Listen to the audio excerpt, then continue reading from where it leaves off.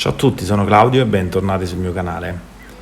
Per chi mi segue su Instagram forse già lo sa, ma sono tornato da qualche giorno in trasferta tra Napoli e Salerno, dove tra una pizza e tra tante cose buone da mangiare e un paesaggio magnifico, ho visitato anche una torrefazione famosa di cui non vi posso ancora fare il nome, che mi ha invitato, e poi non potevo mancare nell'andare a trovare Michele Cantarella nella sua caffetteria specialty.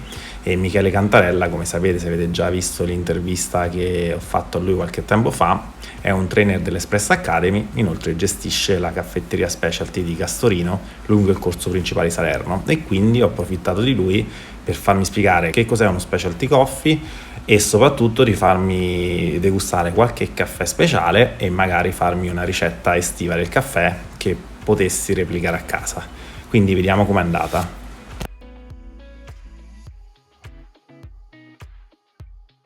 Si è evoluta nella caffetteria, che poi è diventata una caffetteria specialty, e cioè praticamente questo di poter servire in maniera molto tranquilla, naturalmente quasi tutti in espresso,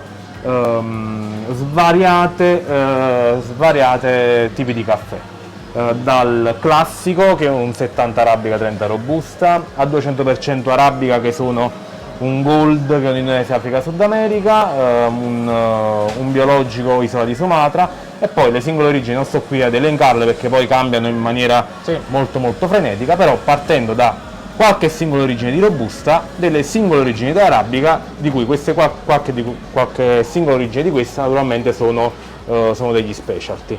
L'approccio è quello del cliente che entra, dice: guarda, voglio un caffè, chi è con me è istruito per poter spiegare quale tipo di caffè, magari cerchiamo di capire lui mediamente che caffè beve in modo da non farlo spaventare troppo. Eh sì, addirittura spaventare, perché siamo abituati al nostro caffè, quello che beviamo tutti i giorni, quello che beviamo tutti i giorni nel nostro bar o dalla nostra macchinetta, e ogni caffè diverso, magari anche appunto uno specialty coffee, che di solito sono caffè veramente particolari, potrebbe sembrarci così strano conoscerci, quindi è un percorso in cui si va guidati e accompagnati.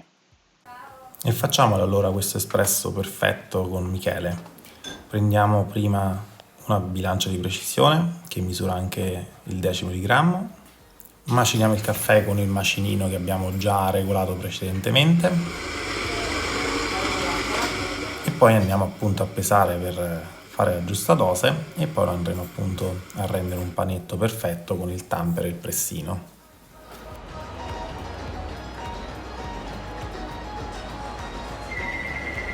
Perfetto, no?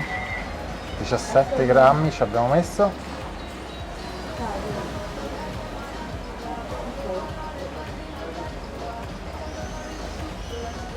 Una pressata minima. Che caffè facciamo? Adesso stiamo facendo una singola origine, Etiopia, è un Sidamo. Allora, questo passaggio serve per misurare la giusta lunghezza e il giusto tempo, no? Esattamente. Ho fatto partire il timer.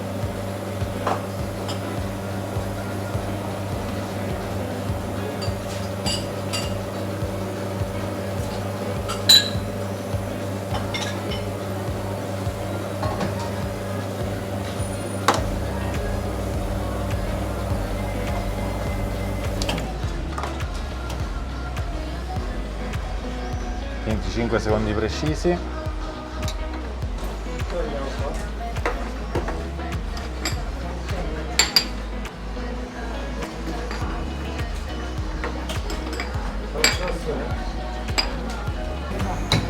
E voilà.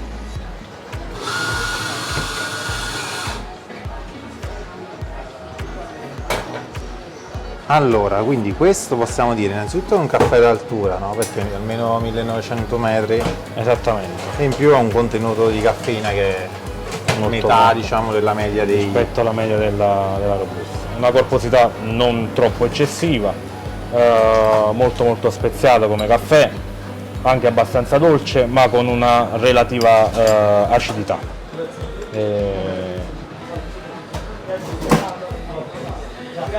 Allora, innanzitutto l'odore è incredibile rispetto... Una complessità aromatica molto ampia, sì, assolutamente sì. questo è il discorso della tazzina larga per metterci il naso.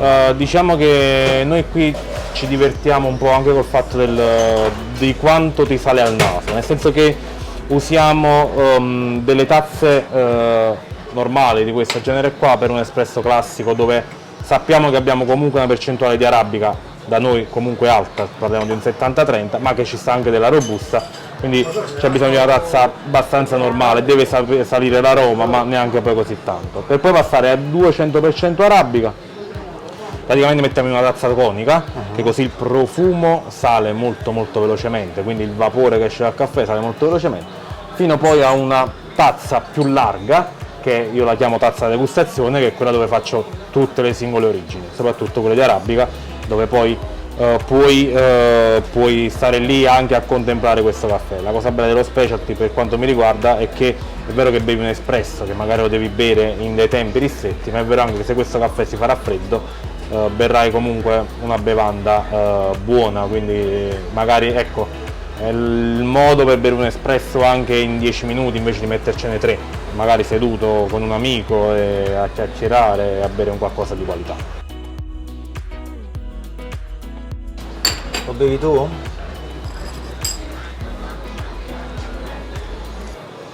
Ci capita anche a noi di sbagliare qualche caffè, quando sbagliamo qualche caffè facciamo capire al cliente, a prescindere da lo rifacciamo non lo diamo al cliente, però lo beviamo perché facciamo capire al cliente che questa è una materia prima di altissima qualità, quindi non lo buttiamo e lo diamo in pasto alle fogne. Lo scarico, sì. Buono comunque, molto particolare. Produco sempre questo Etiopia perché l'Africa è tra le mie mete preferite, oltre che per il buon caffè, anche per il modo di vivere. Per esempio il fatto delle note di lime si sentono, no? Molto accentuato. Si sente quell'acidità proprio del lime che fa strano ritrovarla in un caffè. Esattamente. È veramente molto buono. E qua invece quel discorso che mi dicevi delle tazzine che tieni del verso...